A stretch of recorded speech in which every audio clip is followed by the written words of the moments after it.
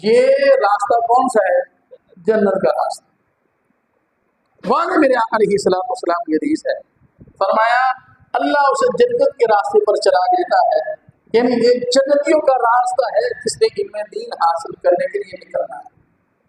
آگے علیہ السلام والسلام نے ارشاد فرمایا وَإِنَّ الْمَلَائِكَةَ لَتَضَعُ أَجْنِحَتَهَا رِجَاءً لِطَالِبِ الْعِلْمِ۔ آقا علیہ السلام نے ارشاد فرمایا جب طالب علم دین حاصل کرنے کے لیے نکلتا ہے تو فرمایا اس کا پروٹوکول دیکھیے گا، اس کی عزت دیکھیں، اس کی رسپیکٹ دیکھیں کتنی ہے۔ اللہ تبارک تعالیٰ کے فرشتے اس کے پاؤں کے نیچے اپنے پر بچھا دیتے ہیں، فرمایا اپنے پر بچھا دیتے ہیں، ردا اس کو راضی کرنے کے لیے، اس کو وہ جو علم دین حاصل کرنے کے لیے طالب علم نکلا ہے اس کو راضی کرنے کے لیے، اس کو خوش کرنے کے لیے اللہ تبارک تعالیٰ کے فرشتے۔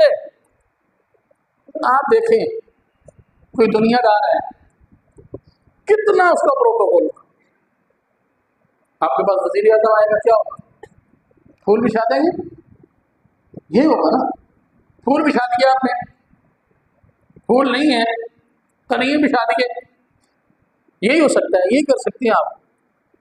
تو ایک طالب علم دین حاصل، یہ بات ذہن میں نشین کر لیں، اس کے لیے ضروری نہیں لوگ سمجھتے ہیں بچہ ہی طالب علم ہوتا ہے، ہمارے ذہن میں یہ نہیں بچہ ہی طالب علم ہوتا ہے، نہیں، عمر کی تعین ہے ہی نہیں یہاں۔ 60 سال کا شخص اگر علم دین حاصل کرنے کے لیے نکلتا ہے تو وہ بھی طالب علم ہے،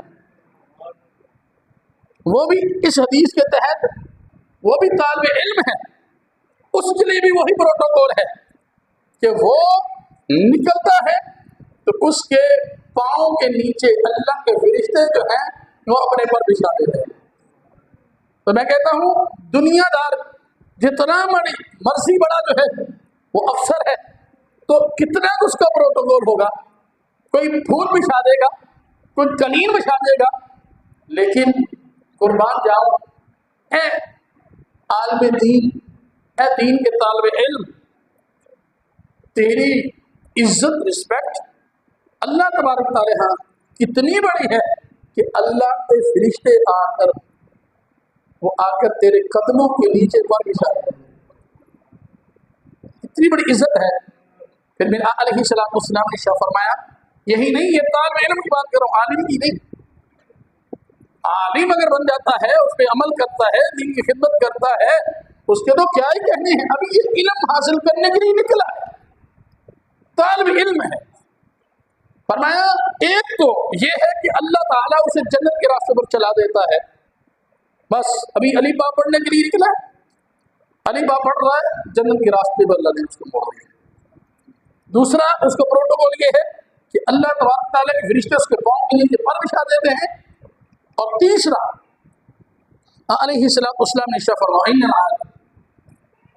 لیسبق فیرو لہو من فی السماوات ومن فی الارض حتی، علیہ السلام نے فرمایا کیا ہوتا ہے پھر وہ جو علم دین حاصل کرنے کے لیے نکلا ہے، علم دین حاصل کیا ہے، عالم بن گیا، فرمایا زمین و آسمان کے درمیان جتنی چیزیں ہیں، یہاں تک کہ جو پانی کے اندر جانور ہیں، یعنی مچھلیاں ہیں، جتنے بھی جانور پانی کے اندر ہیں، میرے آقا علیہ السلام نے ارشاد فرمایا زمین و آسمان کے درمیان جتنے بھی جانور ہیں وہ سارے کے سارے اس کے لیے دعائیں مغفرت کرتے ہیں۔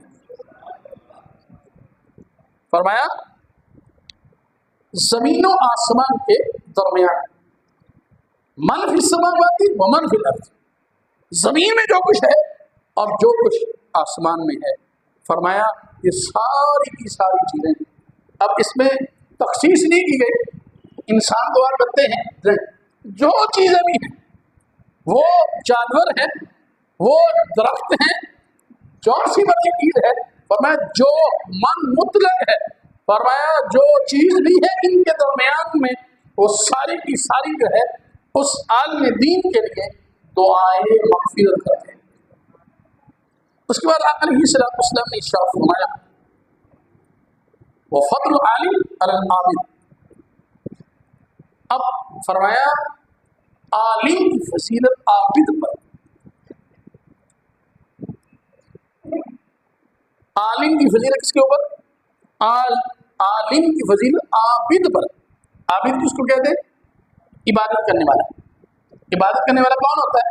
مثال کے طور پہ جو 5 نمازیں پڑھتا ہے، تہجد بھی پڑھتا ہے، چاشت بھی پڑھتا ہے، اشراق بھی پڑھتا ہے، ذکر اذکار کرتا ہے، یعنی جو چیزیں فرض ہیں ان کو بھی پورا کرتا ہے، نوافل کو بھی پورا کرتا ہے، اس شخص کو ہم عابد کہتے ہیں، عبادت کرنے والا۔ یعنی کسی اور یعنی بے نمازی کا ذکر نہیں کیا، فرمایا جو عالم ہے اس کی فضیلت عابد پر حضور نے مثال دے کے ارشاد فرمایا کفضل القمر علی سائر الکواکب، فرمایا میرے آقا علیہ السلام نے فرمایا جس طرح چاند کو ستاروں کے اوپر فضیلت ہے، میرے آقا علیہ السلام نے ارشاد فرمایا اسی طرح ایک عالم کو عابد پر فضیلت ہے،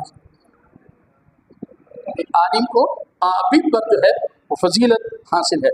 اس کے بعد آقا علیہ السلام نے ارشاد فرمایا ان العلماء ورثۃ الانبیاء، فرمایا بے شک جو علماء ہیں یہ نبیوں کے وارث ہیں۔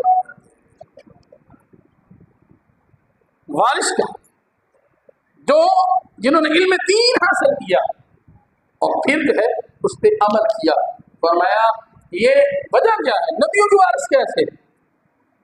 ظاہر ہے جیسے دین جو ہے ظاہر ہے حضور آخر زمان نبی، اب تو نبی نہیں آئے گا، اب یہ ڈیوٹی ان علماء کی ہے، وہ اپنی ڈیوٹی دے رہے ہیں، کمی کوتاہی ان میں بھی ہو سکتی ہے لیکن اپنی ڈیوٹی وہ پوری کر رہے ہیں۔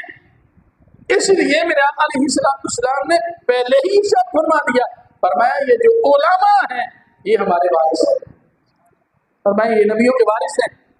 اور آگے ارشاد فرمایا وراثۃ الانبیاء ان الانبیاء، فرمایا جو بے نبی ہیں ان کی وراثت ہوتی ہے، فرمایا وہ دینار اور درہم نہیں ہوتی، فرمایا ان کی جو وراثت نبیوں کی ہوتی ہے فرمایا وہ علم دین ہوتا ہے، دین کا علم ہوتا ہے۔ فرمایا جو علم دین جو ہے وہ پڑھتا ہے اور پڑھاتا ہے وہ اللہ تبارک و تعالیٰ کے محبوب کی وراثت تقسیم کر رہا ہے۔ حضرت ابو ہریرہ رضی اللہ تعالیٰ ایک تو مسجد بازار میں گئے تو دیکھا لوگ بڑے مصروف تھے اپنے کاموں کے اندر، بہت زیادہ مصروف نظر آئے، تو حضرت ابو ہریرہ رضی اللہ تعالیٰ کہنے لگے بھئی تمہیں نہیں پتا کہ حضور علیہ السلام کی وراثت مسجد نبی کے اندر تقسیم ہو رہی ہے؟ انہوں نے کہا اچھا حضور کی وراثت تقسیم ہو رہی ہے؟ اب دوڑے سارے کے سارے، انہوں نے کہا یہ تو حضور کی وراثت کا ہمارا حصہ بھی بنتا ہے۔ آ کر دیکھا مسجد نبی شریف ہے، کوئی قرآن پڑھا رہا ہے، کوئی پڑھ رہا ہے، کوئی تفسیر پڑھا رہا ہے، کوئی تفسیر پڑھ رہا ہے، کوئی حدیث پڑھا رہا ہے، کلاسی لگتی ہیں، آپ بھی لگتی ہیں وہاں پہ کلاسی لگتی ہے، ہر نماز کے بعد کلاسی کا سلسلہ ہوتا ہے، یہ بے ترتیب چلا آ رہا ہے، تو پڑھنے پڑھانے کا سلسلہ جو ہے وہ مسجد نبی شریف میں چل رہا تھا۔ اب ظاہر وہ تاجر تھے، وہ کچھ اور سوچ کے آئے تھے، انہوں نے کہا یہ مال ملے گا ہمیں حضور کی وراثت میں سے، پیسے ملیں گے۔ تو اب جب وہ آئے تو آ کر کچھ اور دیکھا کوئی قرآن پڑھ رہا تھا، کوئی پڑھا رہا تھا، کوئی حدیث پڑھ رہا تھا، کوئی پڑھا رہا تھا، حیران ہوئے، واپس چلے گئے۔ حضرت ابو ہریرہ رضی اللہ تعالیٰ عنہ نے کہا جی آپ نے کہا تھا کہ وہاں حضور کی وراثت تقسیم ہو رہی ہے، وہاں تو کچھ بھی نہیں تقسیم ہو رہا، وہاں تو کچھ نہیں تقسیم ہو رہا۔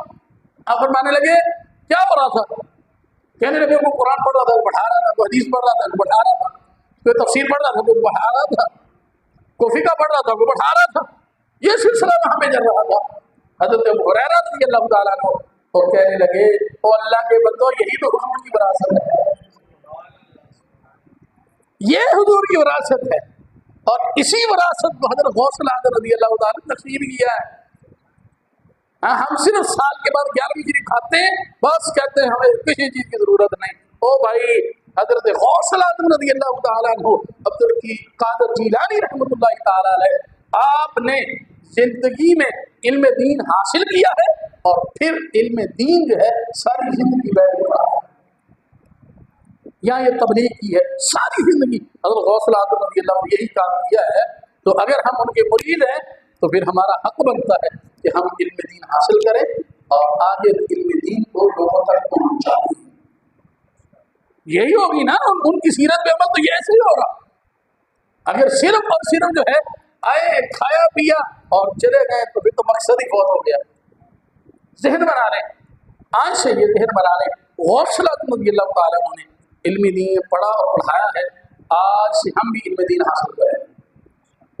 ذہن بنا لیں، آپ کی یہی 11ویں شریف ہے، یہ لنگر ہے، اس سے بہتر لنگر نہیں ہے، وہ بھی یاد رکھ لیں، یہ بہترین لنگر ہے۔ آپ ذہن بنا لیں، آپ دکاندار ہیں، روزانہ 2-3 آیات کی تفسیر پڑھیں، کوئی مشکل نہیں ہے، صرف مائنڈ ذہن بنانا پڑتا ہے۔